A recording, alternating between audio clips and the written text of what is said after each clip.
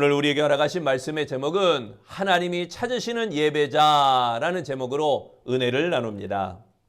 키에르케고르는 관객과 배우의 비유로 예배 보는 자와 예배 드리는 자로 구별하고 있습니다. 관객은 연극을 보는 자요, 배우는 연극을 드리는 자일 것입니다. 예배도 우리가 드리는 자라면 하나님은 받으시는 분입니다. 그래서 우리는 관객이 아니라 배우입니다. 배우가 꼭 가져야 할 자세를 참으로 예배드리는 태도로 이야기합니다. 첫째, 배우는 늦지 않습니다. 늦으면 연극이 될 수 없죠. 관객은 늦어도 되지만 배우는 이 연극에 늦으면 절대 안 된다는 겁니다. 예배에 늦으면 이미 예배를 드리는 것이 아니라 예배를 보는 것이다 라고 키에르케고르는 명확하게 이야기하고 있습니다. 둘째, 참으로 예배드리는 태도는 배우는 연극 중에 일찍 가는 법이 없습니다. 배우는 연극을 다 끝낸 후에야 퇴근을 합니다. 배우가 예배 중에 먼저 나가는 것은 참 예배가 아니라는 것입니다. 배우는 예배를 끝까지 완성해야 하는 것입니다. 세 번째, 참으로 예배드리는 태도는 배우는 졸지 않습니다. 그러나 관객은 졸면서 보기도 합니다. 예배 시간에 조는 사람은 예배를 드리는 사람이 아니라 예배를 보는 사람이다 라고 이야기하는 것입니다. 세례 요한의 쿰난 공동체에서는 예배 시간에 졸면 한 달 동안 그 예배를 금지시켰다고 합니다. 넷째, 배우는 관객을 만족하게 하는데 집중하게 됩니다. 배우의 존재 목적은 관객을 만족시키는 데 있습니다. 관객을 실망시키는 배우는 배우로서 가치가 없습니다. 드리는 예배는 하나님을 만족하게 하는데 최선을 다해야 하는 것입니다. 김남준 목사님이 쓴 예배 감격에 빠져라 라는 책이 있어요. 이 책에 보면 교인들의 예배 드리는 모습을 여러 형태로 설명한 그런 내용이 나오게 됩니다.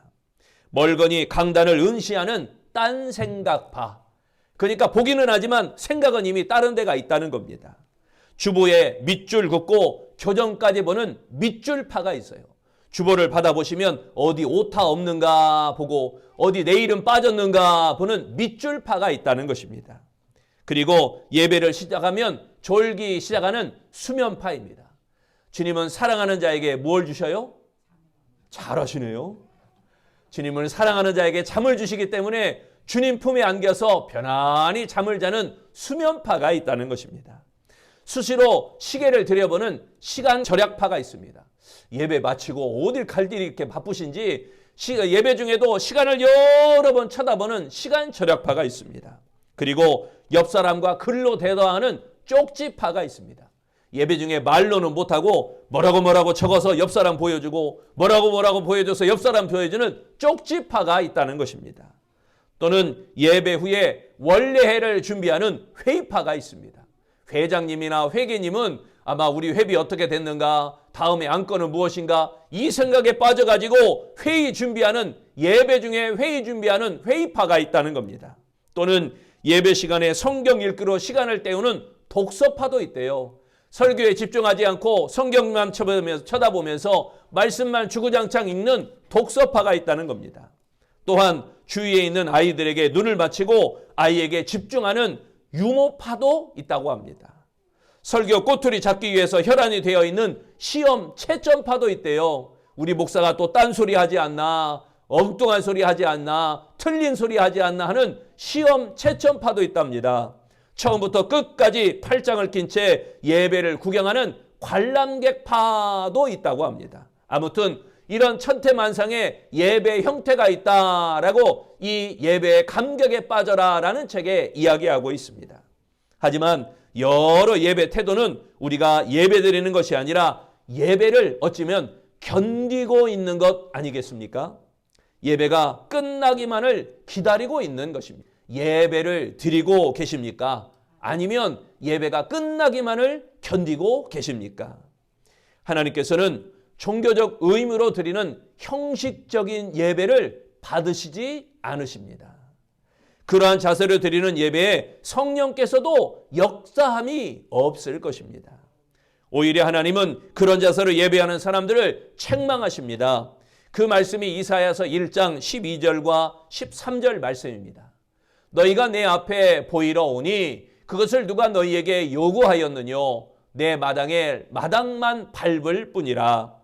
헛된 재물을 다시 가져오지 말라. 분향과 나의 가증하게 여기는 바요. 월삭과 안식일과 대회로 모이는 것도 그러하니 성회와 아울러 악을 행하는 것을 내가 견디지 못하겠노라. 여러분은 어떤 마음으로 예배하십니까? 습관적이십니까? 아니면 성경적이십니까? 하나님은 예배를 보는 구경꾼을 찾으신 적이 한 번도 없으십니다. 하나님은 예배 장소를 찾으시는 게 아니라 하나님께 참으로 예배하는 사람들을 찾으신다는 사실입니다. 그렇다면 하나님이 찾으시는 예배대가 되려면 첫째, 하나님께 감동을 드려야 합니다.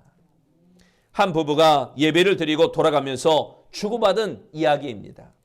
아내가 남편에게 묻습니다. 여보, 김 집사 자동차가 3000cc로 바뀐 거 봤어요? 그러자 남편이 대답합니다. 아니요, 못 봤는데요. 이렇게 대답합니다. 그러자 또 아내가 묻습니다. 여보, 장로님 부인이 밍크 코트 입은 거 봤어요? 하고 묻습니다. 그러자 또 남편이 대답합니다. 아니요, 몰라요. 다시 또 아내가 질문합니다. 아니, 그러면 오늘 목사님 설교할 때 목사님 넥타이가 삐뚤어진 것 같았는데 여보 그거 봤어요? 하고 묻습니다. 남편은 설교 듣느라 정신이 없어서 나는 못 봤어요 라고 대답합니다. 아내가 이것저것 물어봤는데 아무것도 얻은 게 없으니 열을 받아서 남편에게 이렇게 물어봅니다. 아니 그러면 오늘 찬양대 찬양하던 이 집사님 입술이 진하게 빨간색으로 칠해진 거 봤어요? 하고 물었습니다. 남편이 뭐라 그랬을까요? 역시 그것도 못 봤는데요 라고 대답합니다. 남편의 무성의한 대답에 열이 오를 대로 오른 아내가 쏘아붙이며 이렇게 말합니다. 아니 당신은 예배 시간에 무엇을 하고 있었기에 그런 것 하나도 못 봤어요. 예배 시간에 잠만 잤어요? 하고 쏘아붙입니다. 그러자 남편은 아내에게 차분하게 대답을 합니다. 목사님이 설교하실 때 나를 위하여 돌아가신 예수님의 십자가가 눈을 가리워서 눈물만 났지요. 이렇게 대답했다고 합니다.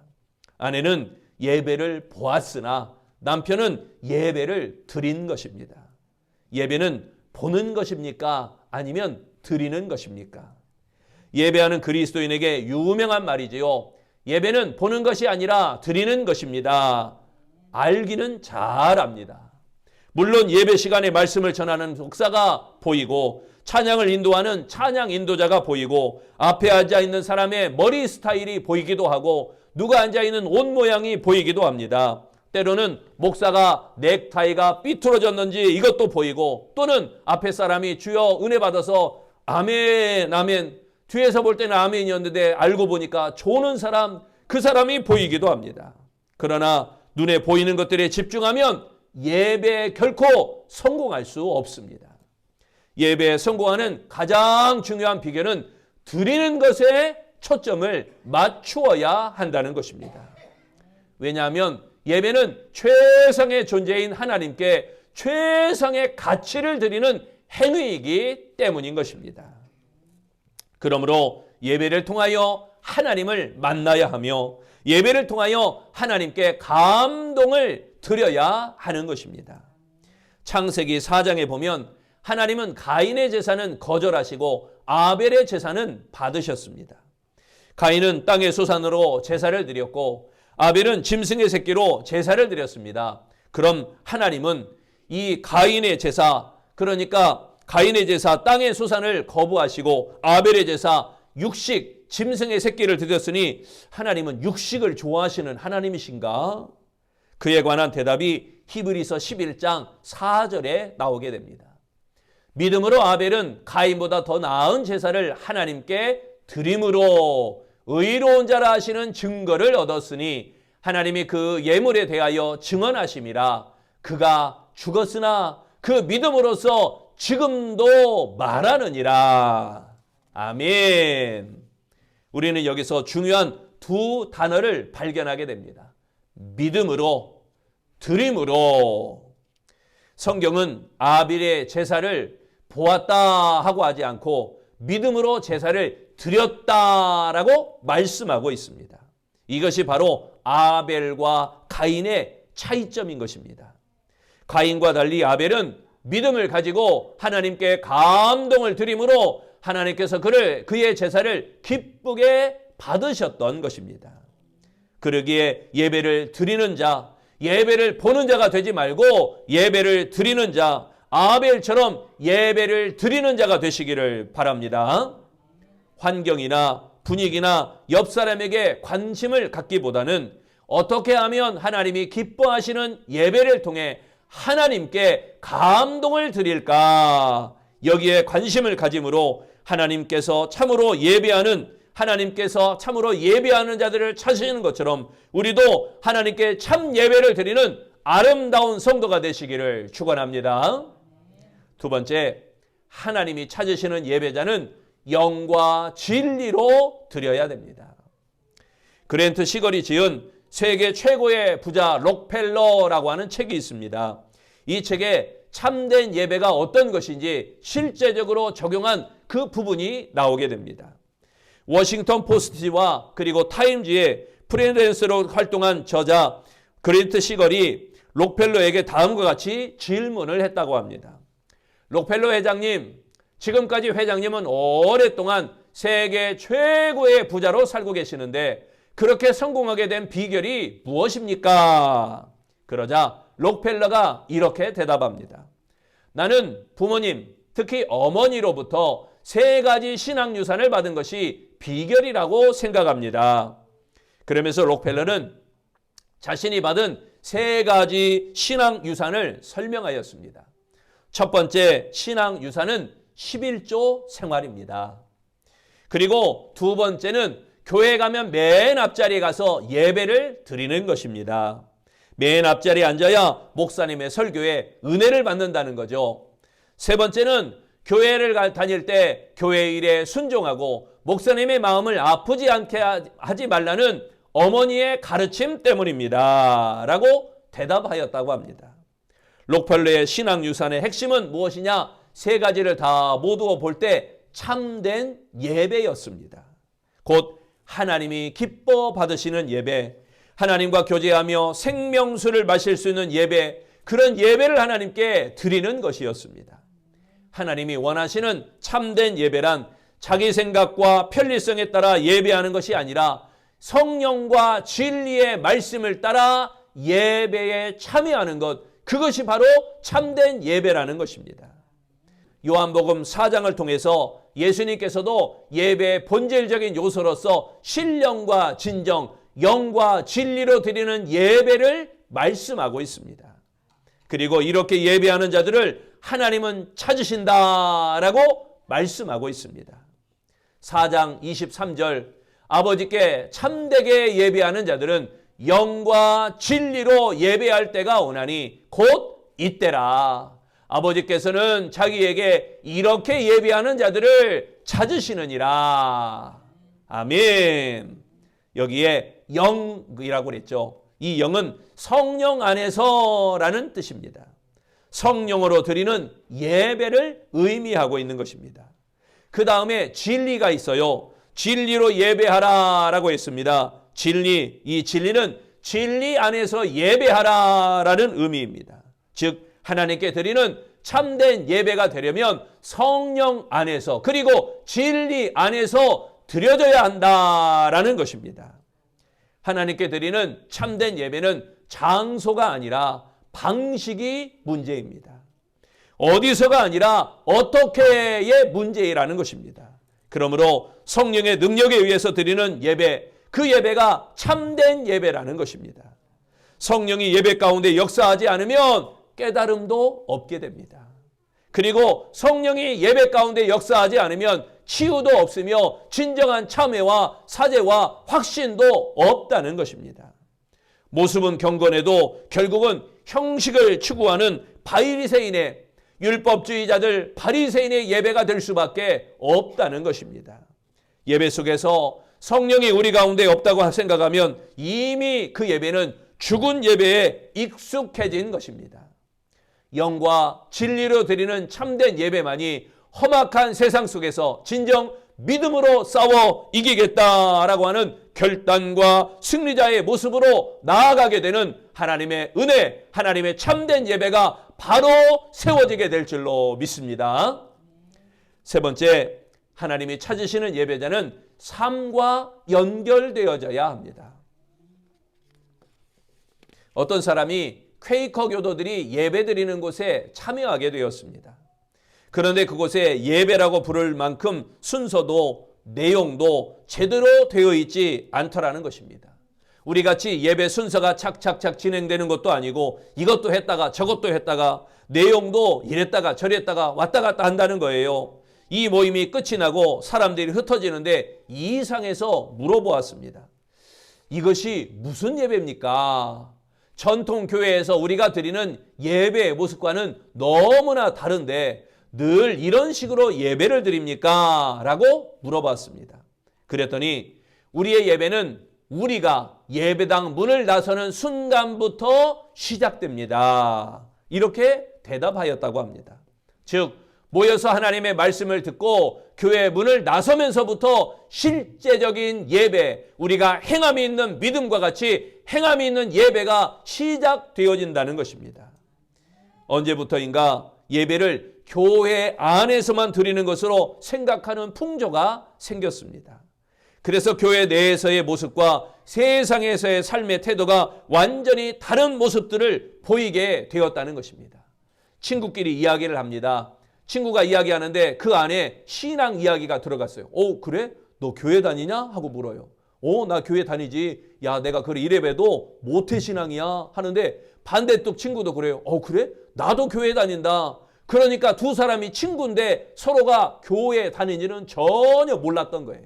그만큼 삶에서 신앙의 향기가, 믿음의 향기가, 은혜의 향기가 전혀 나지 않았다라는 것입니다.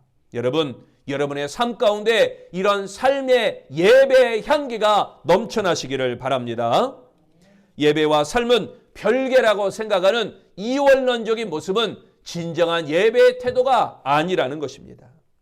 참된 예배의 삶은 예수님을 만나 지금까지 소중하다고 여겨졌던 것들을 버리고 하나님 중심의 삶으로 변하게 하는 것, 이게 바로 참된 예배의 삶이라는 것입니다. 예배를 통해 주신 기쁨과 감격을 전하게 됩니다. 내게 주신 영생의 소망을 선포하게 되어집니다. 참된 예배자는 예배를 통하여 만나게 된 성령과 기쁨과 감격을 전하게 됩니다. 그러면서 이렇게 말합니다. 와, 보라. 내가 어떻게 새로운 생명을 얻었고 새로운 삶을 사게 되었는가를 와, 보라 라고 전할 수 있게 되어진다는 것입니다. 히브리서 13장 15절 말씀. 이러므로 우리가 예수로 말미암아 항상 찬미의 제사를 하나님께 드리자. 여기에 항상이라는 말은 계속적으로 또 끊임없이 또 줄곧 쉬지 않고라는 의미입니다. 그러므로 예배는 교회에서만 드리는 의미가 아니라는 것입니다. 항상 찬미의 제사 끊임없이 드려야 됩니다. 계속적으로 이어져야 됩니다. 이 예배는 축도하고 끝나는 게 아니라 줄곧 쉬지 않고 계속 예배의 삶을 살아야 한다는 것입니다. 집에 있을 때나 학교에 있을 때나 직장에 있을 때나 계속적으로 예배하는 마음으로 살라라는 것입니다. 결국 하나님께서 가장 좋아하시는 것이 예배이나 가장 미워하시는 것이 거꾸로 예배일 수도 있다는 것입니다. 예배의 정신대로 살지 아니하는 사람이 모여서 형식적으로 드리는 예배를 하나님은 경멸하십니다.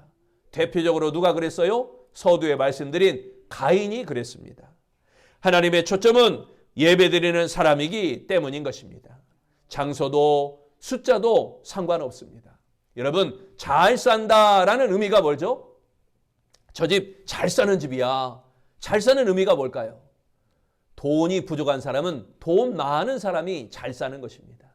건강이 부족한 사람은 건강한 사람이 잘 사는 것입니다. 그러나 예수 믿는 우리가 잘 사는 기준은 뭘까요? 예배 잘 드리는 것, 예수 잘 믿는 것, 주 안에 온전한 신앙생의 삶을 살아가는 것, 그 사람을 통하여 믿음의 향기가 나고 은혜의 향기가 나고 성령의 향기가 나는 것, 그 사람이 잘 사는 사람일 것입니다. 참된 예배자는 하나님께서 원하시는 선하시고 온전하신 뜻이 무엇인지 분별하게 됩니다. 그리고 그것을 따라 세상 가운데서 살아가는 사람이 되어지는 것입니다. 예배에 참석하는 것으로 여러분 만족하지 마시기를 바랍니다. 내가 오늘 예배 갔다 왔다, 그걸 스스로 만족해버리면 안 됩니다. 예배는 문턱을 나서면서부터 계속적으로 하나님의 은혜가 부어지고 내가 삶 가운데 하나님의 은혜의 삶을 살아가고 그러면서 하나님의 돌보심의 은혜가 있고, 그래서 하나님의 성령을 우리에게 보내주셨는데 성령의 이름이 뭐죠? 보혜사 성령인 것입니다. 우리를 늘 눈동자처럼 지키고 보호하시고 우리를 너와 함께 하시는 성령, 그래서 보혜사 성령이 함께하는 그 예배의 삶이 되어져야 할 줄로 믿습니다. 우리가 누구로 살고 우리가 어떻게 살아야 할지 하나님의 뜻과 하나님의 말씀으로 결정하는 것이 바로 예배라는 것입니다. 주일 이 시간에만 머물러 있지 않고 예배가 우리의 삶을 만들어가며 예배가 우리의 삶을 결정해가며 예배가 우리의 삶을 승리로 이끌어가는 아름다운 예배자들이 되시기를 바랍니다. 그래서 악인의 꾀, 죄인의 길, 오만한 자의 자리에 앉지 아니하고 하나님의 말씀을 따라 하나님의 뜻을 분별하여 공의와 사랑으로 살아가는 아름다운 성도 되시기를 바랍니다. 이제는 하나님의 그 뜻과 선하신 말씀이 우리가 어떻게 살아가야 할지를 결정하는 그러한 참 예배가 되어야 됩니다. 그리고 우리가 누구로 살아가야 할지 결정하게 되는 진정한 참된 예배자의 삶을 살아가야 될 줄로 믿습니다. 사랑하는 성도 여러분, 하나님은 지금도 참으로 예배하는 자를 찾아주신다고 그랬습니다. 그리고 우리를 만나주시는 하나님이십니다. 그러므로 여러분들도 하나님을 감동시키는 예배자가 되시기를 바랍니다. 성령과 말씀으로 인도하는 예배자가 되시기를 바랍니다. 삶과 연결되어지는 예배자가 되시기를 바랍니다. 이 예배를 통하여 하나님께서 찾으시는 참된 아름다운 예배자들이 되시기를 축원합니다. 기도하겠습니다. 하나님, 지금도 참으로 예배하는 자들을 만나주시며 은혜 주시고 믿음으로 붙들어 주시고 성령으로 굳건하게 하심을 감사합니다. 오늘도 주 앞에 나와 예배하는 우리 아름다운 성도들에게 하나님을 감동시키는 예배가 되게 하시고 성령과 말씀으로 인도되어지는 예배가 되게 하시고 삶과 연결되어지는 예배로 나아가는 아름다운 성도가 되게 하여 주옵소서. 이 마지막 시대에 하나님께서 진정 찾으시는 참된 예배자들이 우리 아름다운 성도들이 되어지도록 축복하시기를 예수님 이름으로 기도합니다. 아멘.